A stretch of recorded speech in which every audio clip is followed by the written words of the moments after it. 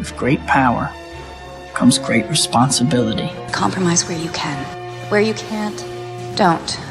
Even if everyone is telling you that something wrong is something right. Even if the whole world is telling you to move. It is your duty to plant yourself like a tree, look them in the eye and say no.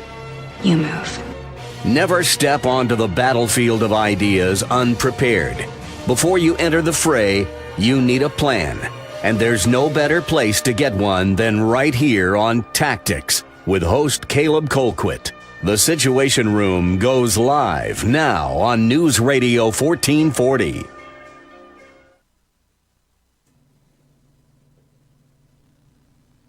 Good evening, everybody. Thanks so much for being with us here on Tactics, where speech isn't violence, tolerance isn't love, and disagreement isn't hate.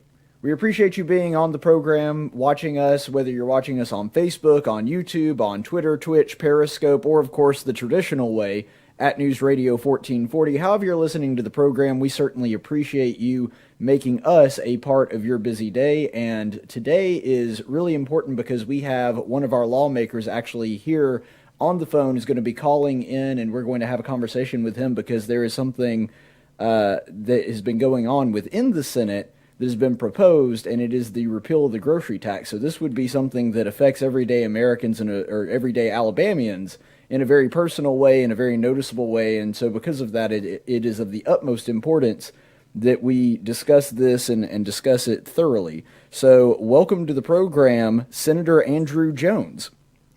Good to be with you, Caleb. Well, thank you so much for being with us and taking time to address the radio audience about this. So just to give a little bit of background, please explain exactly what the grocery tax is, how it functions, maybe some things that people don't know about it, and why you believe that it should be eliminated. Well, so the grocery tax is just what everyday Alabamians pay when they check out at the supermarket on food and beverages. Anything that's considered by the U.S. government as food is taxed with a grocery tax. And in our investigations, we've determined there are at least 38 states and the District of Columbia that have a full or partial exemption for grocery taxes. I've heard numbers as high as 44, so it's somewhere in the 40s. In any regard, most states do not tax groceries, and Alabama is one of the few that still do. Mm-hmm. Grocery taxes are seen as a regressive tax, a tax that disproportionately affects lower income and hardworking Alabamians. I've even had some constituents tell me it's immoral to tax groceries when you have struggling families trying to put food on the table. So this is a very important topic for me, and I was looking for a way to get rid of that tax and make it a revenue neutral option, which we can get into a little bit later. Sure. And one of the things that I wanted to ask about before we get into some of the deeper details about this is just so people understand the structure and what exactly this bill would do. Is the grocery tax, the taxes that we have on groceries currently, is that a separate tax, or is that something that is incorporated with the general state sales tax? Yes, it's just part of the state sales tax. And when you check out, depending on where you are, 8%, 10%, but only 4 cents of that is the state's portion. Mm-hmm. So the state has 4 cents, and then a lot of times the local governments will match that, and they'll have 4 cents as well. So just to be clear for everyone, we're talking about removing the state portion on groceries and food products. So that still a lot of money. I mean, 4 cents doesn't sound like a lot, but when you multiply it by the number of Alabamians we have, it's quite a bit. Oh, I'm certain it is. And I mean, it's a tax that everybody pays because everybody's got to eat. So, I mean, you can imagine that adds up over time. That's right. So here's the thing that I wanted to ask you about too, because just wanted to sort of get your thoughts on this, because you said other people had mentioned that it was a regressive tax. Is this something that you believe personally is a regressive tax? Because, I mean, the thing is, rich people have to buy groceries too. That's right. But I do believe that it's a regressive tax, and I'll tell you why. It was explained to me, let's just I'll try to use some simple numbers, but everything with income tax is kind of graduated. So, if you are at the bottom, you won't pay any income tax or very little, and then it kind of goes up depending on your income until you reach a certain threshold. Sure. The grocery tax, if you think about it, if you make $10,000 in salary a year, or you make $100,000 in salary a year, and you have a $1,000 grocery tab, that's 1% for the person making $100,000. That's 10% for the person has a salary of $10,000. So that's kind of an oversimplification, but and of course people that are more well-to-do probably buy more expensive groceries, and probably more of them. Yeah, right, and probably more of them. But you can see how as a percentage of income, it does have more of an effect on lower income and middle income folks. Well, I would say that technically it's a flat consumption tax. It's not regressive in the sense that it's specifically targeting poor people and disproportionately affecting them more. I mean, I think it's definitely true what you're saying as far as it probably having a larger impact on their purchasing decisions. I think that's fair. I don't know that I'd technically call it an aggressive tax, but the point that you're making is actually still true, in that it affects their life and it affects their budget in a much more direct way than it does a person that's more affluent. That's right. So what I wanted to ask too is, one of the big talking points that you've been using with pushing this bill and saying why you think it's a good idea is that it would be something that is revenue neutral. And you said that you can cut this tax but also not increase the Alabama state income taxes. So how is it even possible that that is the case, yet it won't affect the education budget? Okay, so just to explain for your viewers, both sales taxes, including sales taxes on groceries, and income taxes, both fund the education budget. Right. So if you were to just simply cut the grocery tax altogether, you'd be taking, a large chunk out of the education budget, that would have an impact on things that we're trying to do, such as fund more classrooms, have more mental health professionals in the classroom, and and the like. Right. So to me, there have been proposals in the past, some, which would eliminate the grocery tax. There's even one right now which would phase it out over time. What that does is that cuts education. And on the other end of the spectrum, you've had numerous proposals, and I think there's one coming this session as well, that would raise another tax to compensate, but it would end up netting a lot of revenue. So and what I'm trying to say is it would be a net tax increase. So you would raise more taxes than you would when you cut the grocery tax, and you would have a net tax increase. My bill aims to be revenue neutral, swap apples for apples, so to speak, and end up at a place where our budgets are the same, the overall tax burden on the state is exactly the same. And the way we do that is through a mechanism called the federal income tax deduction. I'm happy to go into the details on that if you'd like. Oh, certainly so. I'm sure my audience would appreciate it, and I would as well. So, okay, so Alabama is just as we're in the minority on the grocery tax, we're also in the minority on what's called the federal income tax deduction. So we're one of only 6 states that allow any kind of full or partial federal income tax deduction. Right. So what that is whatever you pay to the federal government in taxes, whatever that amount comes out to be, you can deduct that from your state taxes. So what we did is we tried to figure out the number where we would break even with the grocery tax if we repealed it. And that number comes out to $6,000 for a single taxpayer filing a single head of household or married filing separately, and a $12,000 cap for taxpayers filing jointly when they're married. So what that means is that you'd be able to deduct that amount, up to that amount, from your taxes, and that would offset the loss in the grocery tax. And I have some real world numbers on that to explain how it would affect, the average Alabamian. Sure. So, for example, a family of 4, 2 parents, 2 children, that made $134,800. Anyone making that amount or less would see no increase on their income taxes. They would get to take their full federal income tax deduction. So as you get above that amount, then, slowly your income tax burden would increase, but everybody gets to take up to that amount in the deduction.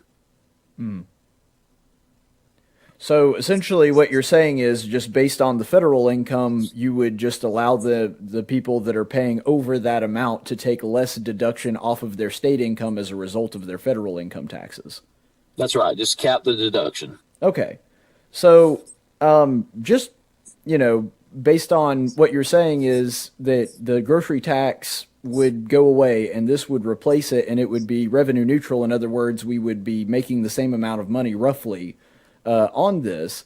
Wouldn't that technically just be a progressive tax? Wouldn't it just be taxing wealthier Alabamians a little bit more by not allowing them to have that deduction? Well, progressive is kind of a loaded term. I see it as a modernization of the tax code. The grocery tax is largely seen as outdated. I used the term before as regressive. It's kind of outdated, and around 40 states or so don't do it. So why are we doing it? And, if there's a better option to replace that lost revenue, I'm listening, but this is the best thing I think that we could come up with, because, if you just swapped it for something else, you're still affecting lower and middle income Alabamians. So, you have to do it in a way, if you're trying to alleviate the burden on, working class Alabamians, you have to do it in a way that doesn't hit them again if you swap it for something else.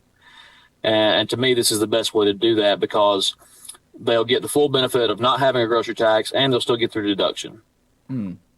So one other thing that I wanted to ask you, and I don't know how much you know about this. This is kind of new around the legislature up there in Alabama. I have heard that there is actually a proposal that is going around right now for Alabama to just shift its entire tax revenue model to a fair tax system. And I was just wondering what your stance would be on something like that. And presumably, because the fair tax is a consumption tax, that would also be on groceries. So do you think that, that may be something that the Senate and the House considers, and they may not go with your bill and go with that one, or go with your bill instead of the fair tax, because they would, necessarily basically cancel each other out? Well, in talking with colleagues that, I've dealt with in the legislature, I don't think that the fair tax proposal is going to go anywhere this year. And you may know better than me, but I don't know if there's a single state that's fully implemented a fair tax model to this date. If there is, I'm unaware of it. So, well, yeah, me as well. So, that's always brought up and discussed, and I know a lot of thoughts went into that proposal, but I just don't see it going anywhere, personally. Yeah, well, yours is certainly a less drastic change, and as you and I both know in politics, change tends to happen very slowly, so this may be something that would be a little bit more palatable to the legislator, a little bit more easily absorbed. So I think that yours actually does have the better chance of passing. Well, Caleb, I'm a pragmatist, and my constituents ask me all the time, well, how about doing this or how about doing that? Mm-hmm. And there are a lot of ideas thrown out there. When it comes down to it, a constitutional amendment has to get 3/5 of both the House and the legislature, and then it has to be voted in, statewide, right, by the public.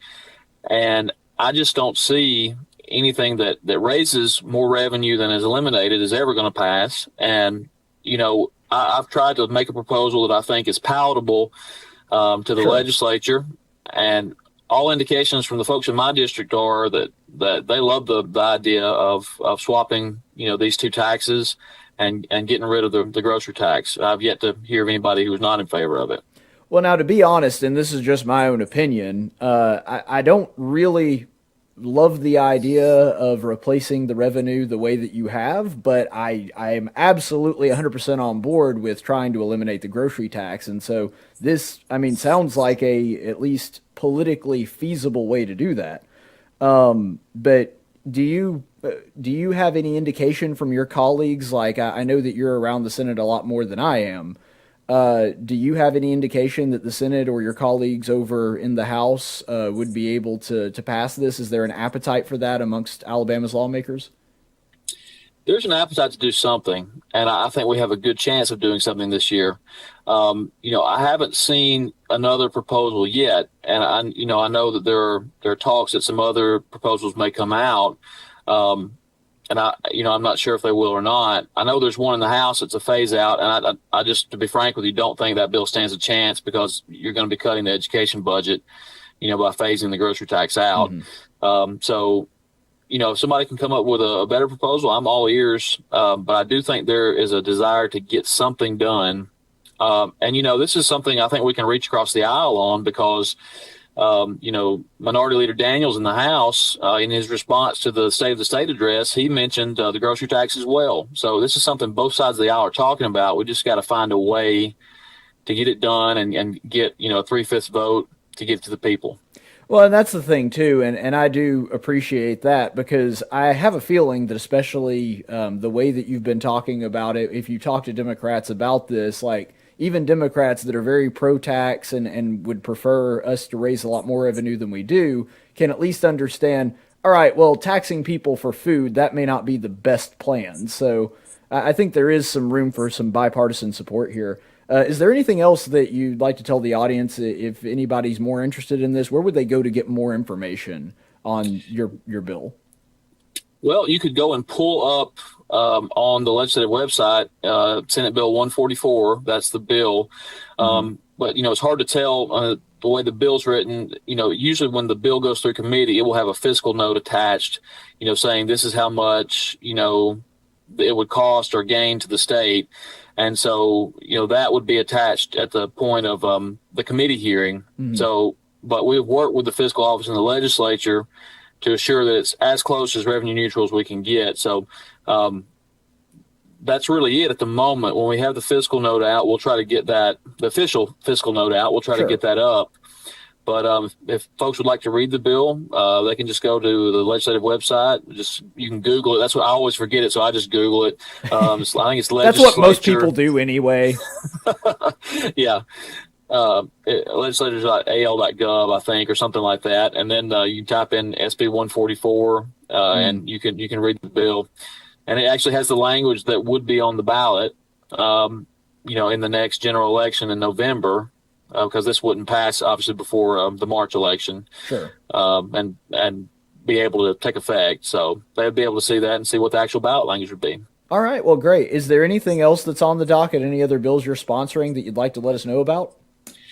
I've got quite a few, actually. I kind of like to dabble in a lot of different areas. I know there's some legislators that try to hone in and focus on one area or two areas of expertise. Sure. For me, when my constituents come to me and they have a problem, or if it's an issue I'm interested in, I try to work on it. And so as a result, I've got several additional bills, some on mental health. I've got some bills to help small farm wineries. I've got two in my district that are struggling to compete because of antiquated Alabama laws. And then probably the most other interesting bill, other than the grocery tax that I get comments on, is my bill to eliminate the state auditor's position. So that's just a good old downsizing government and being more efficient with taxpayer money type thing that I think. Well, now how does Jim Zeigler feel about that? Well, he's a fiscal conservative too, so. Right. To be fair, I don't think anybody would be happy with having a position eliminated. But, the difference, Caleb, is the current auditor is term limited. He's in his second term. He cannot run again under the law.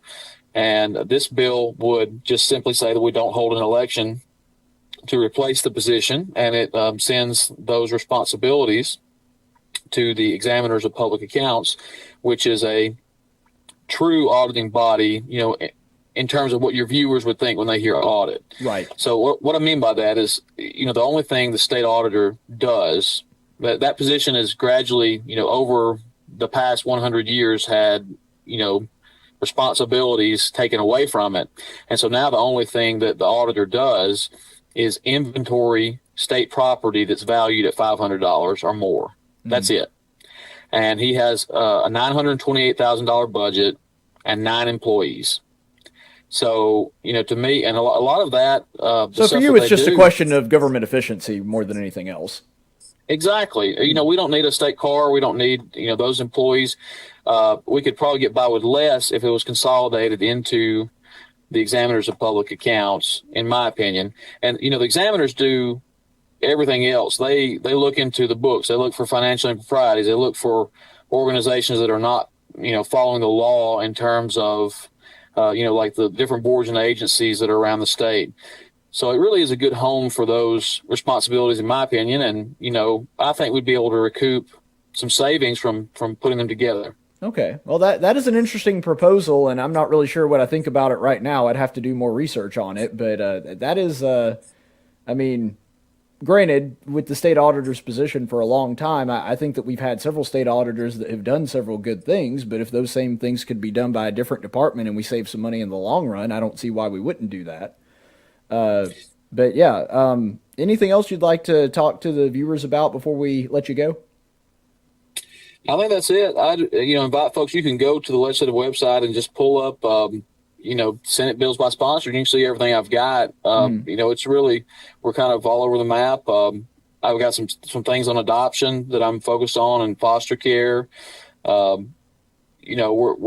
doing some things that help military. I had a military bill last year. We have couple this year, one for the lieutenant governor that I'm carrying, and then we have another military bill that allows members of the armed services with experience to be able to get into the classroom and avoid, if they have the correct credentials, they can avoid taking all the practice tests and all the, the hoops they have to jump through when we get them into the classroom to teach and help address our teaching shortage. So a lot of interesting things out there, and just invite your viewers to check it out, or we're on Facebook as well. Folks can check in there and see what we're doing.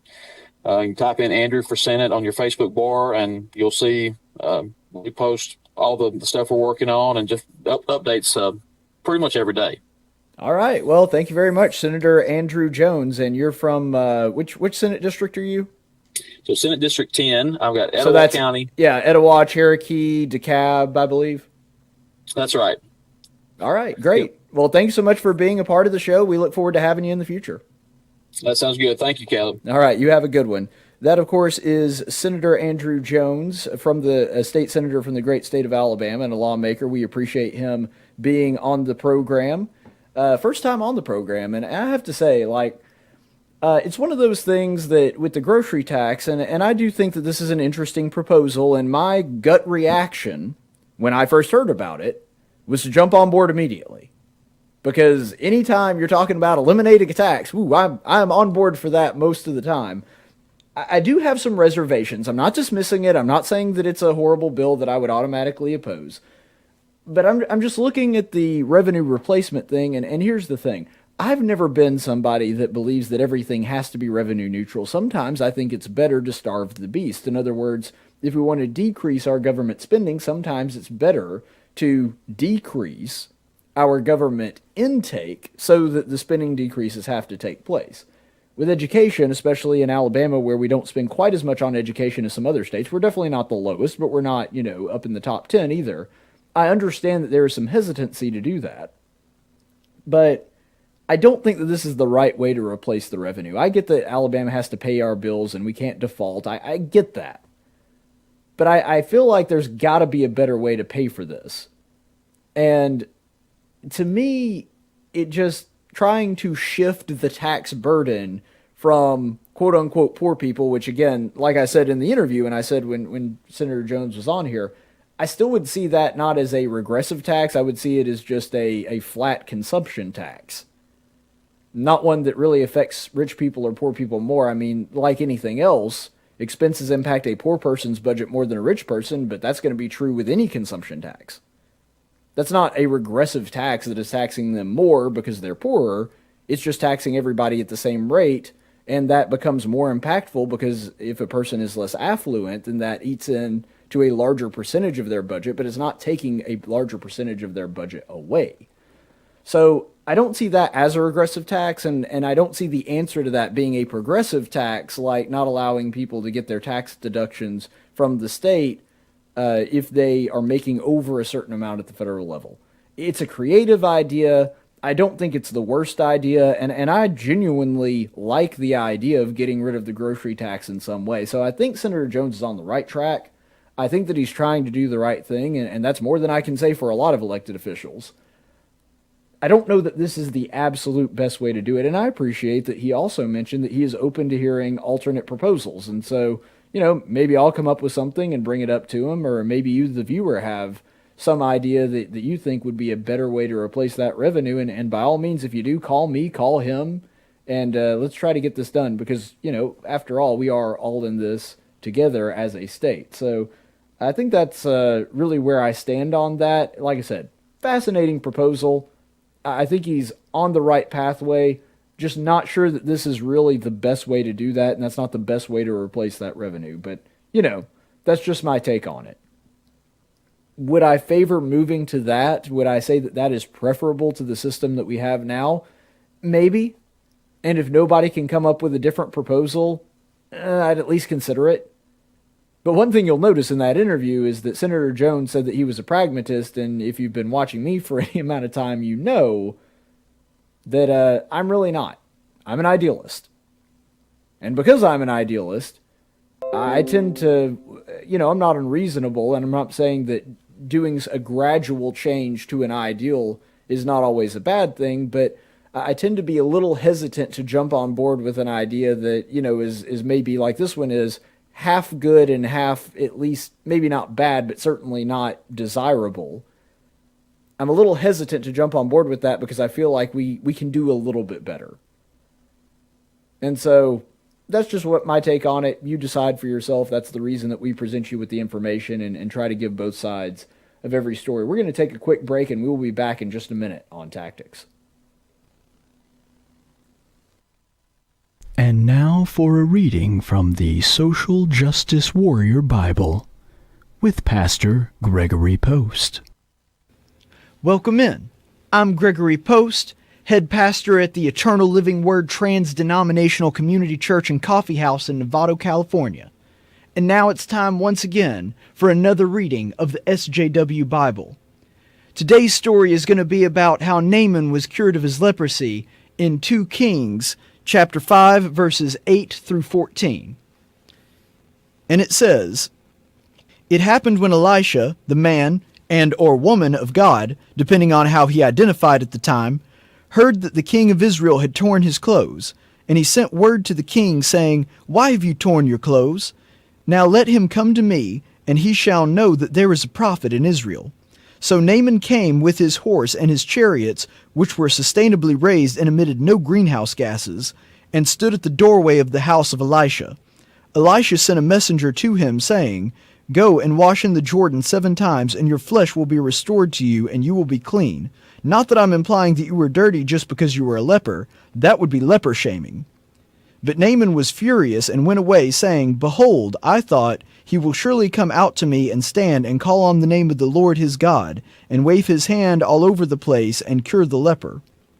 Are not Abana and Paphra and the rivers of Damascus better than all the waters of Israel? Could I not wash in them and be clean?' So he turned and went away in rage. Then his servants came near and spoke to him, saying, 'Wow, that Elisha guy is such a xenophobic jerk.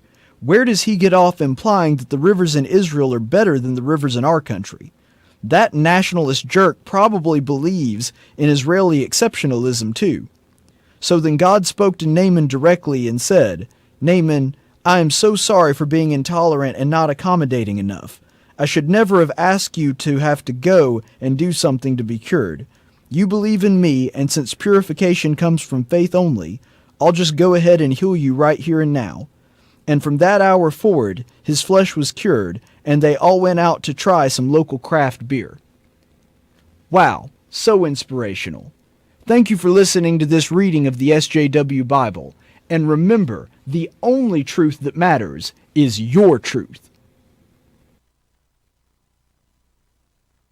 And welcome back, everybody. Thanks so much for being with us here on Tactics. And you may recall before the break, we were speaking to Senator Andrew Jones, and one of the things that he talked about, some legislation that he has brought forward, is legislation to eliminate the office of the state auditor. So the state auditor for Alabama would actually no longer be there. And so the way that this bill would work is Jim Zeigler, who is the current state auditor, he would not be relieved of his position. He just would not be replaced when time comes for his term to expire. And so we were able actually to get Auditor Jim Zeigler on the phone, and we have him here with us right now. So welcome to the program, Jim Zeigler. Thank you for being with us. Well, thank you for your interest in this very vital issue. We need the people, the voters, the taxpayers to get involved in this, or else they're going to push this thing through and abolish their elected state auditor. So I take it that based on the response there that you were actually against this particular proposal. Yes, we need the elected state auditor. The idea that this bill would save money by putting the elected state auditors' work under the bureaucracy of the examiners of public accounts, it won't save a dollar. It won't save a penny. The audit that my office does is of the state-owned property items. It's over $1 billion worth of stuff: computers, state cars, airplanes, furniture, electronics. And your taxpayers paid, your tax dollars paid for this over the years. And that's what we do. And that's different. The state examiners do the funds. And I do the 176 state agencies on the property inventory. So it would simply move the cost of the audits I now do to another department. It wouldn't save the money. Okay, so what you're saying is, because the pitch from Senator Jones has been essentially that what it would do is, because it would combine it, and then we wouldn't have to have separate state individuals, separate staffers in a separate office, in the auditor's office, and then your staff of, what, 8 or 9-ish? Actually, I have 5 full-time and 3 part-time.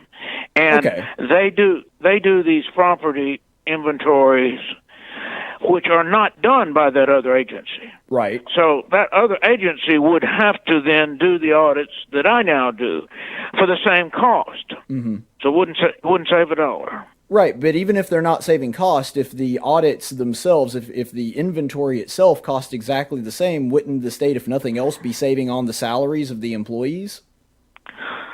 You'd have to have the employees. The audits are done by the staff, and we do them at a bargain basement cost. My budget's been cut 28.5%. My staff's been cut, which was already lean, from 11 to the 5 full-time and 3 part-time. And we are the most cost-effective agency in state government. And either that staff would have to be moved under the examiners of public accounts, or they'd have to hire a new staff to replicate what we did. So the savings simply will not be there. Not $1. Well, with this bill specifically, have you looked into what this bill would, all the details of what it would do? What all would this bill entail? It would simply eliminate the voter's right to elect a state auditor and have all of the audits done by bureaucratic agency which is answerable to the legislature. And some folks think that would be the fox guarding the hen house. So it wouldn't do much. I could definitely see how that would be, if nothing else perceived, and, at absolute worst, an actual problem, because you have the people in charge of spending the money also in charge of taking inventory of the property on the money that they spent. Exactly. So, since you've given us some detail on how this would work and explained to us, that even if these duties were transferred over to the other office, that they would be under the new umbrella of that office, what eventually would happen is that they would have to hire more people and wind up, it being a net, nothing. Essentially, you would just be moving the cost to the new agency. If there are no savings, and what would you say is the biggest disadvantage, taking the economics out of it? Is there some kind of intrinsic value in having an elected office as opposed to like what if the office were independent of Congress?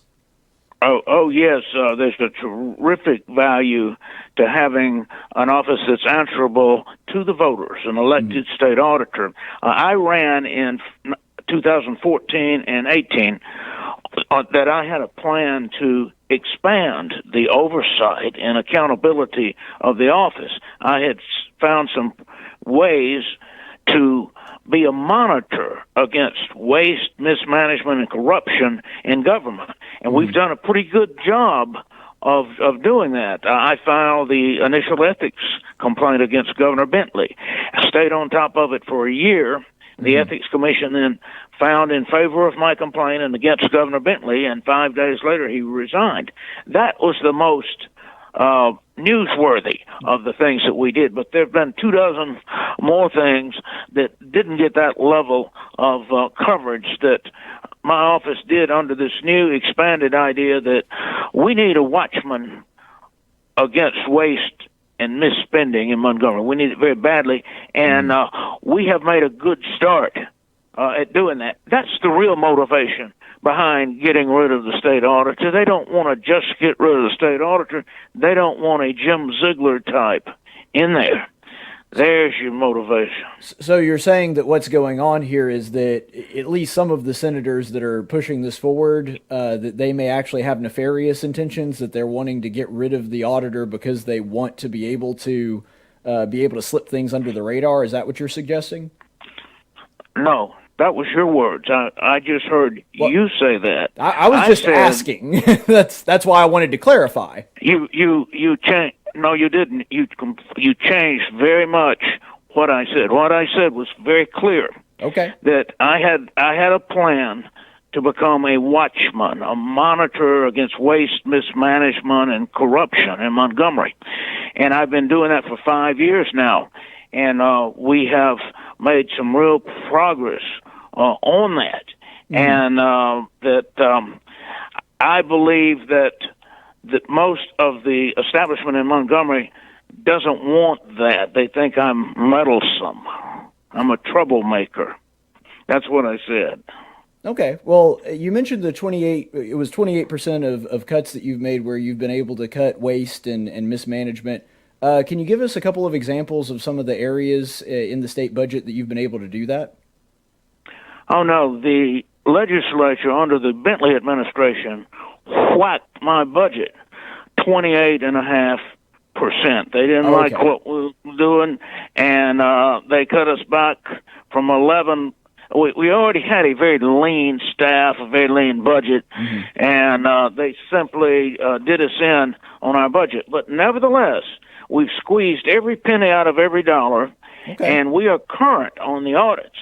We audit 176 state agencies every 2 years. We're current despite the adverse circumstances that have been dealt to us. But examples of things that we've done on waste and mismanagement, number one, I filed a lawsuit against a $47 million no-bid contract for the state's financial software called STARS. And not only was it a no-bid contract, but it didn't work. And we uncovered all kinds of problems in that. And in response to my suit, they got it basically fixed, and they canceled the remainder of the STARS contract. So that was a big one. Every quarter, we go over claims against the state where a person or a business says the state owes them money because of a contract or an accident, and we have saved tens of millions of dollars each year on the claims against the state. That's another one. And I have actually written a new book about all of this, that the progress that we've made in turning the state auditor into a monitor against wasteful spending. And I'll email you a copy of it. You may want to read it and have me back about the book. Yeah, I'd love to have that, have you back on and get a chance to brush up on that. So before I let you go, though, I was wondering, because you and I were talking off the air a few minutes ago about some action that happened down in our state's Congress earlier regarding this bill. What is the current status of the bill to eliminate the state auditor's office? It is before the State Senate Governmental Affairs Committee, and they brought it up and discussed it last week, and today they postponed it both times, and it probably will come back up next week for consideration. So we're encouraging everybody to contact their state senator. Now, I'm not talking about Senator Shelby or Senator Jones that go to Washington. I'm talking about your local state senator that goes to Montgomery, and ask him or her to vote no, to oppose SB 83, SB 83, and keep an elected state auditor. All right. Well, thank you very much, State Auditor Zeigler. We appreciate you being generous with our time. Yes, enjoyed it. Yes, sir. Have a good afternoon. That is State Auditor Jim Zeigler. Very telling interview, and I think that, you know, looking into some of the stuff that the state auditor does, and this was kind of my initial reaction to interviewing Senator Andrew Jones, I kind of see where if you're just hunting for things to cut the budget, you're trying to parse down. Believe me, I'm a fiscal conservative, totally understand that. But at the same time, that actually was one of my initial fears and one of my initial reactions to what he was proposing. And I think that Senator Zeigler kind of gave voice to that. Is that the first thing that I was thinking is, well, I could be in favor of it if it's something that genuinely saves money and they're able to do the same job or at least a very similar quality job. But I really don't like the idea of a unelected bureaucracy being in charge of crunching the numbers. Because when something like that happens, what you tend to have is you could have somebody like, presumably, a Governor Bentley, and Jim Zeigler just talked about the role that he played in Governor Bentley's scandal being exposed. It would not be all that difficult for somebody to take a nameless, unaccountable bureaucrat and make sure that they either go away or that person, even if they do what they ask them to do, what the elected official asked them to do, that they could kind of pack that with people that they want or people that they know are going to just, you know, look the other way occasionally. And so I do agree with Zeigler's analysis of that there is value in having an actual elected official being in charge of that. And so I think that, you know, Jim Zeigler has a valid concern there. And it's not just because he's the state auditor, because this wouldn't actually affect him. Some people don't realize this, but the man that currently holds that office, Jim Zeigler, who we just talked about, he actually would not lose his job because his term limit is up. He just would not be replaced.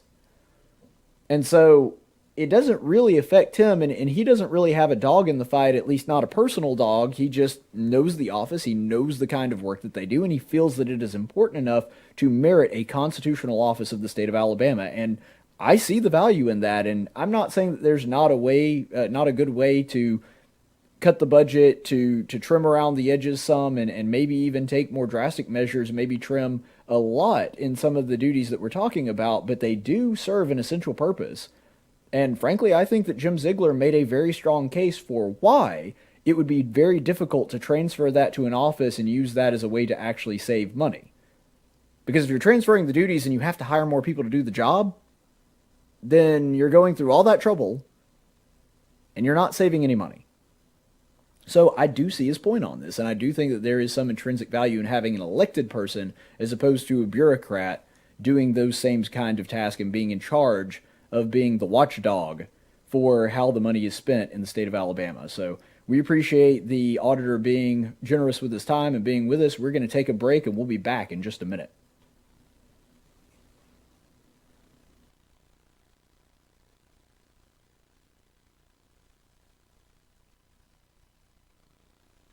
Hey, where you going? Champ? Slugger? Hey, cowboy. Where you going? Where you going? I'm going out! All right, here we are. So you guys remember last year One of the things I talked about in a segment called Straw Wars is how the liberals, despite no scientific evidence or backing whatsoever, believe that somehow they are saving the sea life by banning plastic straws. In response to this, Mellow Mushroom has started giving out paper straws as opposed to plastic straws. So what we're going to do is we're going to see how effective the paper straws are with the most difficult drink to drink, a milkshake. Let's see how this stands up.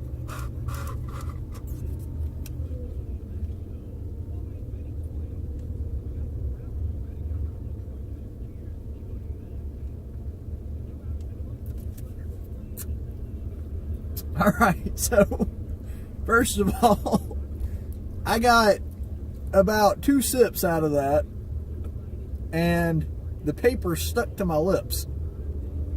This thing does not work too well.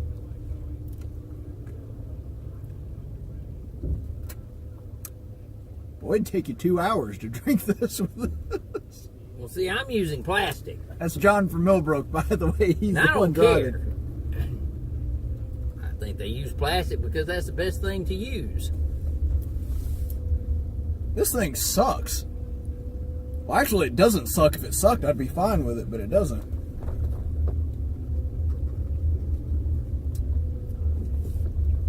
This milkshake will melt before I finish this. All right. Experiment over. It's biodegradable. All right.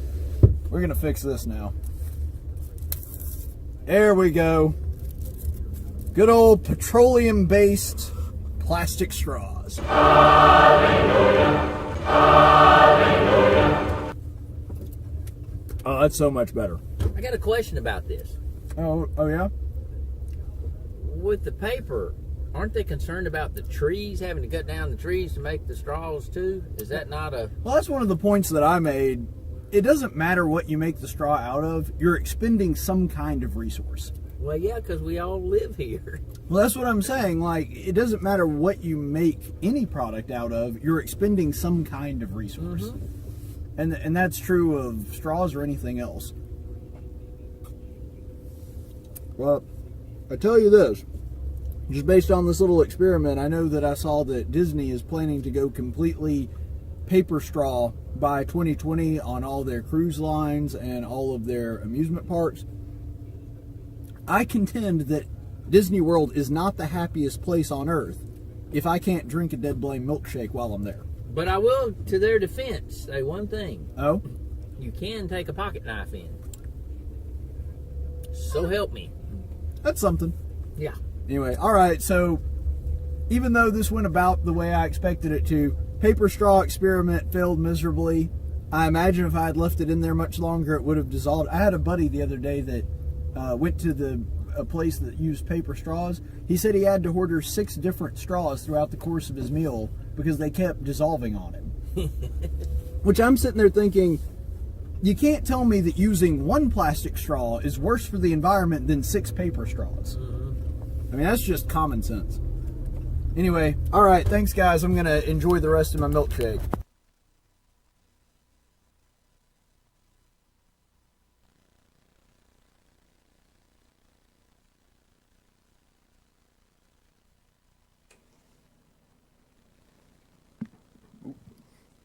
It'd help if I had my mic in the right place. There we go.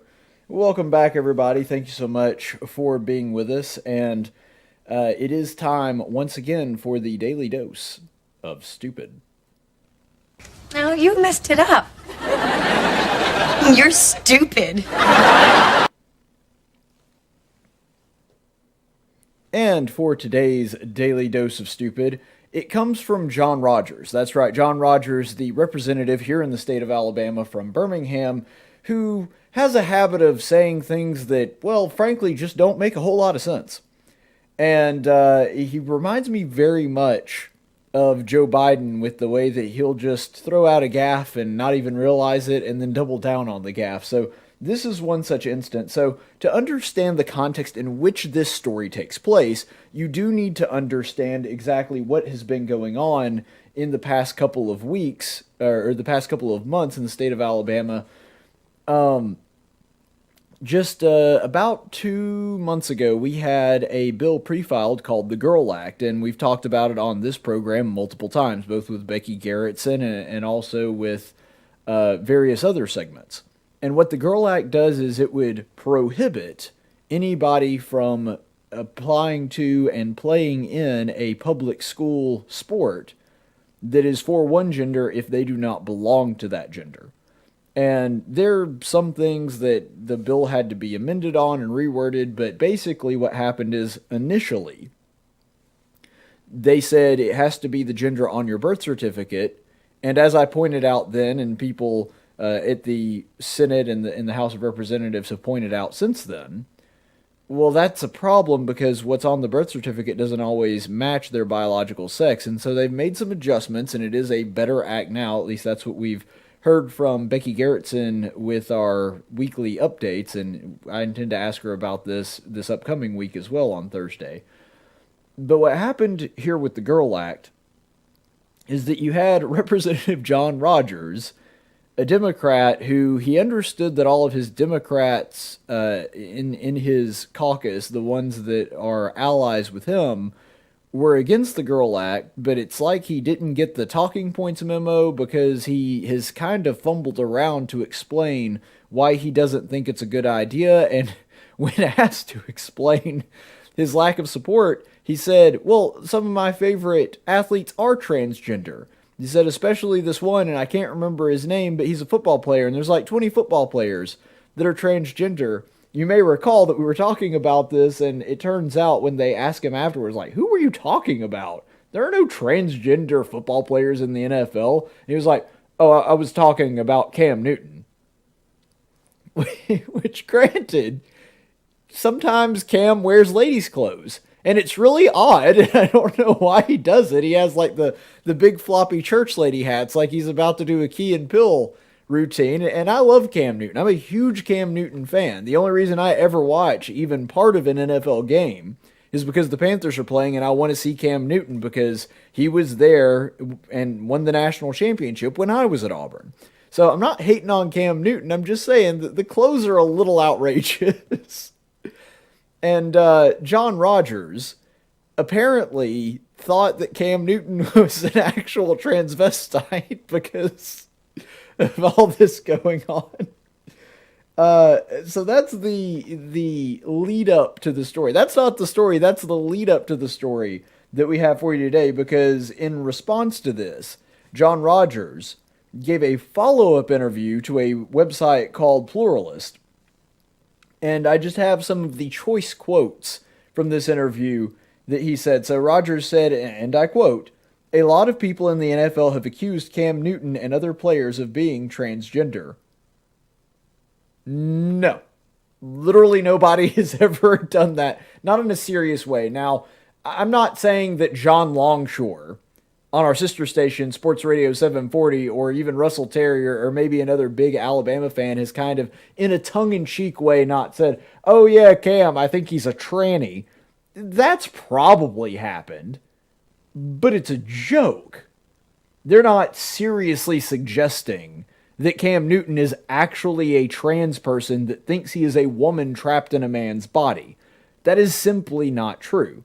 And if that were true, he would be doing a really bad job of it because, yeah, he wears some really weird stuff, don't get me wrong. And sometimes it even looks like woman's clothing, but he's not like actually trying to pretend as though he is a woman or claiming that he's a woman. That's a completely different ball of wax. And now part of this may also be because in the last interview, you may recall that we were talking about, he seemed very confused about what trans was and what gay was. Because he kind of confused the two, and I don't know of anybody seriously accusing Cam or other football players of being gay. I don't know if they are or not. Frankly, I don't keep up with NFL enough to even know that. But it seems as though John Rogers kind of takes the Alexandria Ocasio-Cortez approach to commenting on things in public, where he just kind of spits things out there and hopes that they're true. But continuing on in this interview, Rogers says, I brought him up because there are a lot of insinuations about a lot of people who play athletics, whether they are transgender or not, and you never know. Why would you point at someone if you don't know? and no test has been done. Again, this one's really odd, but what's important about this is it seems as though what he's saying is, and this will make more sense if you couple it with the next quote, it's almost though talking about, but there's been no test done. He almost seems to suggest that what we ought to be doing is taking a genetic sample. And by the way, I'm not saying that they'd have to take blood or anything. You could take a genetic sample and determine whether or not someone is male or female just by swabbing the inside of their mouth and taking their spit. It really is that simple. And the reason that it is that simple is despite what the woke brigade and despite what the liberals will tell you, literally every single cell in your body is screaming that you are either a male or a female. It is that way from the time of conception, from the time you are conceived in the womb, which, Democrats happen to be pretty anti-science about what happens in the womb as well. But that happens from the time of conception to the time that you die, and as long as your DNA and your genetic code is preserved, you will always have either an XX chromosome or an XY chromosome. So you've got one X chromosome if you're a guy, you got two of them if you're a girl. If you're a guy, you have a Y. If you're a girl, you don't. This is not that complicated. They literally teach this stuff to second and third graders in biology, and yet the Democrat Party has all of a sudden decided, nah, let's just ignore that. That's not really a thing. But it says right here, this is biology. We've known this for generations. Don't bother me with the science. I'm going off of what I'm feeling. And so I think because this is a very new age thing, this is where some of the confusion sets in with John Rogers, and we'll see that in this next quote. When you're born, some people are born a hermaphrodite. Remember, this is John Rogers speaking. I'm not... So, YouTube, don't ban me for this. I am quoting John Rogers in this story. When you are born, some people are born a hermaphrodite. They're born as a boy, but they have other chromosomes of a girl, or they're born as a girl, but have another chromosome of a boy. Sometimes the gender doesn't take effect until later in life. That's science. It's X and Y chromosomes. Okay, so now John Rogers is showing that he doesn't know what we're talking about here.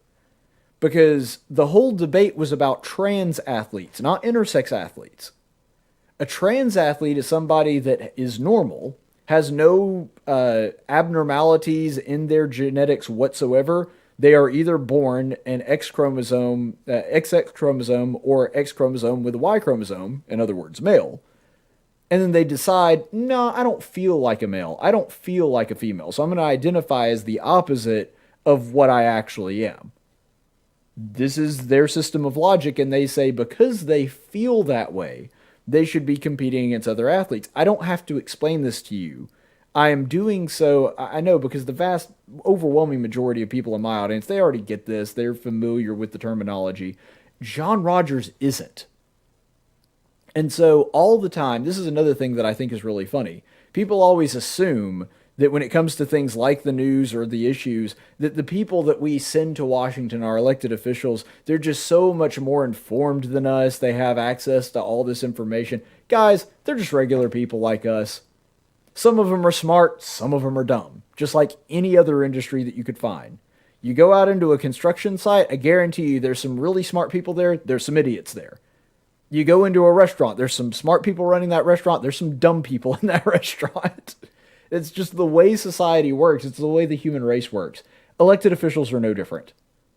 There's some people that are really on top of things. There are some people that probably have spent 4, 5, 6 years at college getting degrees in gender theory to teach them that all of the stuff we just talked about is not true, even though it is, and are incredibly well informed on the fantasy land that men are not men and women are not women. But the point is they're well informed on those things and can talk quite eloquently about it. John Rogers ain't one of them. I'm a conservative, and I've spent no more time than absolutely necessary studying gender theory, and I can tell you that he's nowhere even in the realm of being in line with the trans community. In fact, their heads would explode reading this, saying that, oh, it's just biology, X chromosomes and Y chromosomes, biology. Their heads would blow up hearing John Rogers describe this. But intersex and hermaphroditic is not trans. A trans person is a completely different ball of wax, and he doesn't seem to understand that. But I will say this in John Rogers' defense. Because, yes, I'm picking at him, and it's funny because he doesn't know what he's talking about, despite the fact that he's going to have to make decisions that affect the lives of potentially thousands upon thousands of high school athletes in the state of Alabama. This guy is the guy that's going to have to make that decision, despite not knowing anything about what we're talking about here. And yet, it's not 100% his fault, and here's why I say that. Part of the reason he doesn't understand all of this is because it is irrational. This is a guy that has grown up and been taught something his whole life that, as though it was settled science, which it is, this is not some new creation. And then a whole bunch of people several decades later are coming back and saying, no, that's not the way it is. We're going to make up our own science. We're going to make up our own rationale for why we're allowed to do this or why you should allow us to compete in an event despite not sharing the same biological sex and the biological traits of the people in said event. And so John Rogers is just looking at this and going, oh, well, this must be what they were talking about. It must be something that they were born with that they can't control, and it's just those evil, heartless, mean Republicans that don't want people to compete and are being discriminated against. In fact, in this interview, he was suggesting that the reason he will vote against this bill is because it discriminates against hermaphroditic people, even though the bill doesn't even address that at any point at all. It wouldn't even, as an unintended consequence, affect them. Not based on the reading of the bill that I've seen, at least. And so again, he's arguing a point that nobody on either side is arguing because he doesn't understand what is actually going on here. And that is because, to him, this is all gobbledygook. And he's trying to figure out a way to explain why his Democrat colleagues are so against what is a very common sense, logical thing to him and most people. Most people that have not been indoctrinated to think otherwise, that men are not actually men and women are not actually women. And so because of this, in his brain, I think what's going on here is that John Rogers is trying to explain in his own mind, well, my Democrat colleagues must have a good reason for being against this thing. It's got to be discriminating against somebody. And so he's assuming that the Democrats have a good reason for defending this. They don't. And I think that really is why John Rogers feels the need to defend this, is because he is a member of his tribe. And because he is a member of his tribe, and his tribe has already said, this is how we're going to stand on this, he doesn't know why they're standing that way, but he belongs to the tribe, and he has to do the bidding of the tribe. And so he's trying to wire work an explanation of why this bill is a bad idea and explain it to somebody else, and the results are just hilarious. And then finally, this is the last quote that we'll read from him. You need to get medical proof of what they really are, a boy or a girl. They need to have more X chromosomes than Y chromosomes. Which gender is prominent? Go with the test. Go with biology. If a person ends up being male, they can compete as a male, and if they end up being female, they can compete as a female. All right, the science is a little shaky early on in that, because it's not whether you have more X chromosomes or not, it's just men have an X chromosome and a Y chromosome. Females have two of them. So the science is not exactly spot on by John Rogers, but at the end of that quote, I agree with him. I mean, look at what he said there. He said, if they end up being female, they can compete as a female. If they end up being a male, let them compete as a male. Yes, that's what the Republicans are saying. That's what this bill is trying to do. It's trying to say, if you're a guy, compete with the guys. If you're a girl, compete with the girls. It's hilarious that in his blatant attempt to try to make his position sound rational for why he opposes the bill, he makes the case for why the bill is a good idea. And he doesn't even realize it because he's so unfamiliar with the terminology and unfamiliar with the principles, the concepts that he's talking about, that he actually makes a logical argument. He just does so in the favor of the opposite side of the one that he's on. And that's because common sense did surface. It just surfaced on the other side of what John Rogers was trying to argue for. Now, to be fair, John Rogers is getting on up there. He's a little bit senile. He doesn't have much of a filter on his mouth anymore. And Roger's mind is a bag of cats. Like, it's going in 100 different directions. There's no unity. Following a train of thought of his is like trying to follow the anime One Piece. I know that this is going to be an analogy that falls flat for a lot of my viewers, but for those of you who don't know, One Piece is a cartoon series that was really popular, and it's like, I don't know, 300 episodes long. And it starts out, it makes a lot of sense. There's a small cast of characters. It's pretty easy to understand the mythology. And the longer it goes, the weirder it gets, the more convoluted the storyline gets. You don't understand who is where and who can do what and who these characters are. That's kind of what trying to follow a John Rogers thought process is like. It starts out and you kind of see where he's coming from and there's something going on there, and then all of a sudden it takes all these weird twists and turns and you have no idea where you are and there's tons of inaccuracies. Honestly, it's somewhat Trumpian. Now, Trump is a good bit more lucid than John Rogers, I'll give him that, and he tends to make more sense on a regular basis, but sometimes Trump is just kind of a stream of consciousness guy. And his thoughts just kind of wander, and he'll switch subjects on you, and all of a sudden he's talking about something that you didn't know why that was taking place, but this is the kind of guy that John Rogers is. He's a stream of consciousness guy too, and sometimes that stream takes some weird twists and turns. But the thing is, this is true even when John Rogers is kind of right. And I think that the position that he's trying to come from, he's on the wrong side of the argument, but a lot of his rationale for why you should be against it is actually a pretty good reason of why you should be for this particular bill. And I think that this is a pretty good microcosm, a good little display of what's going on in the DNC right now. You see, right now there is a civil war going on between the uber woke left and the normal Democrats that just kind of liked JFK and Lyndon Baines Johnson and want more taxes and a bigger welfare state, but they're not socialist. And they're not a part of this whole, we have to have intersectionality and, drag queen story time left. They're not part of the rainbow jihad, as it were. This isn't a religion to them. And so because of that, you're seeing this real pull between these two, because there's certainly more of what we would call the establishment Democrats. There's a lot more of them, and they kind of kowtow to the intersectionality crowd, because they think that they need them to win the election, but they're not as vocal and they're not as active. And the woke brigade sort of represents a very, very vocal, active minority that's trying to steer the ship. And largely they've been successful in doing that. It's just that John Rogers didn't get the game plan. He didn't get the talking points memo. And so because of it, he winds up making the case for the other side as opposed to his own. He doesn't understand the difference between trans and gay and hermaphrodites, intersex, all of that other stuff. He doesn't get that.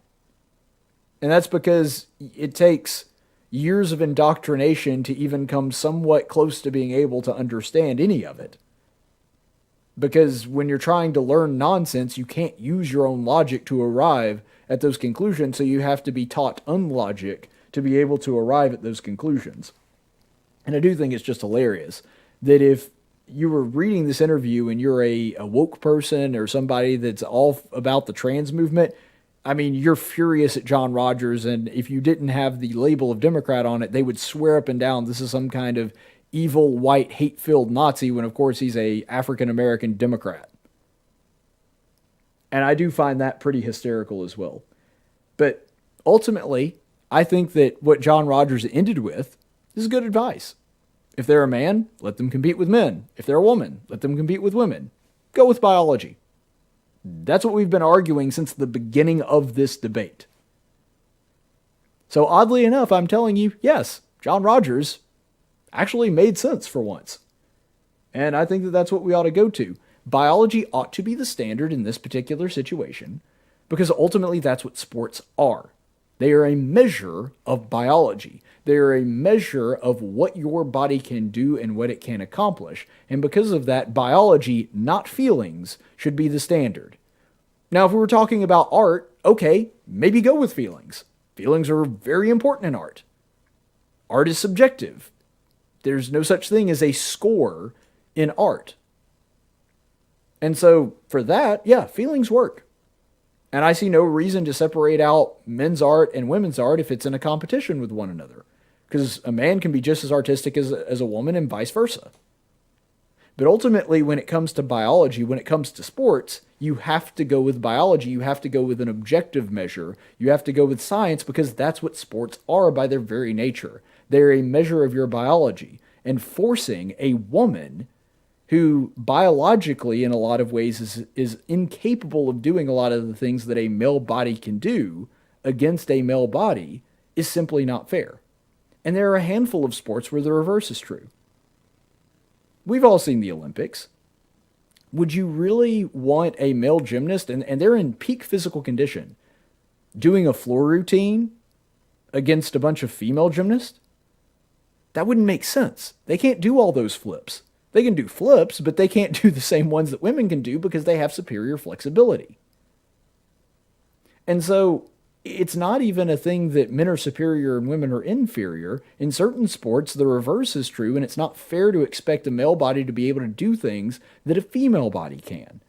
Our bodies are different, and that's okay. And because they are different, we should acknowledge that in competition so that it's fair for everyone competing. Let's go to the chaplain's report. In 1775, the Continental Congress created the Chaplain Corps. Under the command of General George Washington, each soldier was required to attend worship service every Sunday. While other armies advanced on their feet, Washington's troops advanced on their knees. It's time for the Chaplain's Report with Caleb Colquitt on tactics. Today's chaplain report is going to come from the book of Psalms, and the Psalms are really interesting because since they are so short and because they are very pointed, what typically happens with the Psalms is each psalm will follow a consistent theme. That's something that's very, very common. And this theme is no different. This is a psalm of praise, and so all you're going to see in this psalm is offering praises to God for things that he has done for the psalm's author here, the psalmist. So let's go ahead and with that in mind, look at Psalm 66, verses 1 through 4. Shout joyfully to God, all the earth. Sing the glory of his name. Make his praise glorious. Say to God, how awesome are your works! Because of the greatness of your power, your enemies will give feigned obedience to you. All the earth will worship you, and will sing praises to you. They will sing praises to your name, Selah. Now, in this particular psalm, I think that it offers praise, but it also gives the reason behind the praise. And that's one thing that is important because some Christians, like myself, actually struggle with the calls in the Bible to offer praise. It was something that seemed very odd to me because one of the virtues in the Bible is humility and that God has no need of anything. He's all powerful. So why would a God that is all powerful, that doesn't need praise, and also one that when he came here in human form exercised extreme humility, it seems almost out of character that God would give his people actual commands to praise. That seems odd. But then when you think about it, isn't that a natural outgrowth of anything that we are glad that we have or have found in our lives? For example, if you find a wonder product that just makes kitchen work so much easier, or housework or yard work so much easier, you typically tell people about it. You're excited to be able to share that with them so they can have that in their life too. Isn't that really all praise to God is? It's telling other people, man, look at the great things that God has been doing in my life. Look at all these things that God has done for me. And the reason that you're telling them that, or at least if you're doing it out of the correct motivation, is I want you to have the same thing. I want you to see God working in your life. And that is a great blessing that we can share with other people. And ultimately, that's what this psalm kind of sets out to do. It asks the question and then answers the question, why do we praise God? And then it answers in these verses, well, because he deserves it. If you're looking at this passage, it talks about praising God in all the earth, and then it says, why do we praise him? Well, how awesome are your works? The greatness of your power, the enemies even feign obedience to you. Now think about that line. That God's power is so overwhelming, that it is so obvious, that even the enemies, that they don't believe that God really is worthy of praise, are going to pretend to praise him, pretend to be obedient, pretend to bend to his will, just because they're afraid of, getting destroyed. And this was at a time in the scripture where God did that in a very obvious and literal way. He doesn't really do that anymore. Even though I think that there are still probably people that feign obedience because of that. The fire insurance Christians is what you would call them. The ones that pretend to be obedient, pretend to be Christians, that show up to church every Sunday and every Wednesday night like clockwork because they're just checking that off the spiritual checklist so that they can avoid being sent into torment. That's a shallow faith, though. And that's one of the things that the psalmist here is pointing out. That's not a deep faith, and it's not a faith done for the right reason. But God's power and presence is so awesome and overwhelming and obvious to any that are willing to look at it, that it even draws people that are afraid of God's wrath. That it's so obvious to them and those around them that they say, yeah, we're going to at least, if nothing else, put up the appearance of obedience just in case. And sure, it's shallow, but isn't that a testament to how great God is? That there are even people that want to pretend to be followers even if they're not willing to put the work in. I think that that does speak a lot to the motivation, and ultimately it's a bad motivation. It's not the motivation that God wants. But isn't motivating people to where they do some right things, isn't that better than just flat out disobedience? I mean, even somebody that sort of pretends to be obedient for a time may learn something and pick it up and then learn to mature in their faith and be actually obedient. In the same way, originally, when you teach your kids to eat their vegetables or brush their teeth, are they doing it because they know that it's good for them and they want to do it because they want to take care of themselves? No, they're not doing that. They're children. They're doing it because they're afraid they're going to get whooped or they're going to be punished in some other way.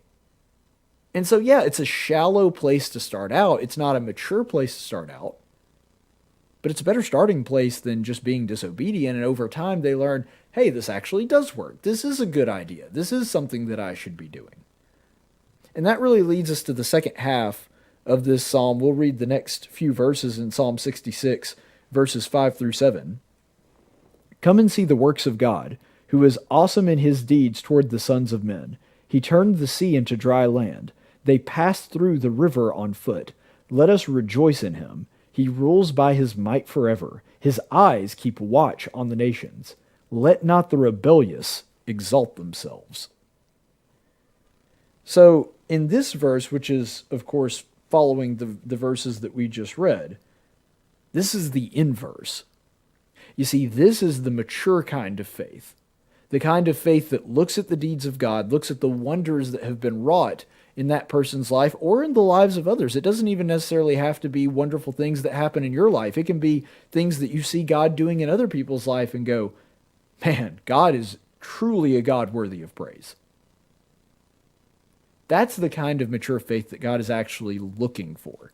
That's the inverse with the right motivation that God wants us all to have. And then it makes an observation that is made multiple times in the Psalms, worded different ways, but it's ultimately the same. How incredible is it that God looks after the sons of men? I mean, think about this. Sit down and really think about it for a second.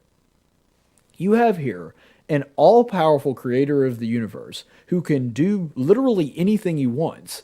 And anything he wants to make, all he has to do is think it, and it will be.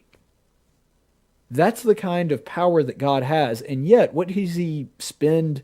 Well, spending time is a little bit of a non-starter with God, since he doesn't really spend time the way that we do. He doesn't exist inside time.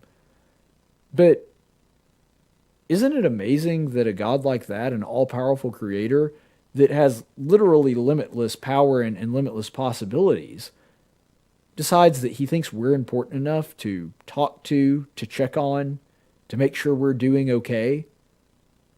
And not only that he was willing to just kind of do that sort of from afar like a distant parent, that's not all God did. He got directly involved in our lives. He does wonderful works in our lives, which is one of the things that is alluded to in this psalm.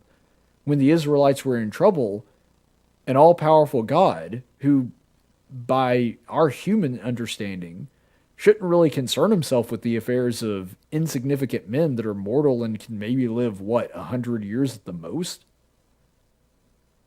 And yet, our God decided that he was going to intervene. He was going to take care of us. He was going to directly affect our lives because he wants to have that kind of relationship with us. That's the kind of God that we serve, and that's the reason that our God is absolutely, without question, worthy of praise. We serve a God that loves us enough to give his only Son as an atonement for our sin, a sacrifice. So it's not just that God, in his spare time, he doesn't have anything better to do, so he'll look after us. No, God loved us enough to make a very serious, conscious choice to sacrifice his only Son for us. Despite the fact that, let's be honest, we weren't really worth saving in the first place. Despite the fact that we made the decision to leave God, to abandon him and rebel against him through sin. And yet God looks at that and says, I want you back enough that I'm willing to do whatever it takes. I want a relationship with you bad enough that any price that can be named of me is not too high. That is the kind of God that we serve. And that is why the psalmist and millions of people, both Jew and Christian over the eons, have looked at God and said, yeah, that's a God that is absolutely worthy of our praise, and so much more. Stay the course, friends. Tactics is a production of News Radio 1440 and Cumulus Media Montgomery. Opinions expressed on this program are those of the host and do not necessarily reflect the opinions of Cumulus Media or our business partners. Graphics by Jessica Dawson. Video production by Jackson Dean. Broadcast studio provided by Faulkner University. Location studio provided by the Dalraida Church of Christ. Copyright 2020.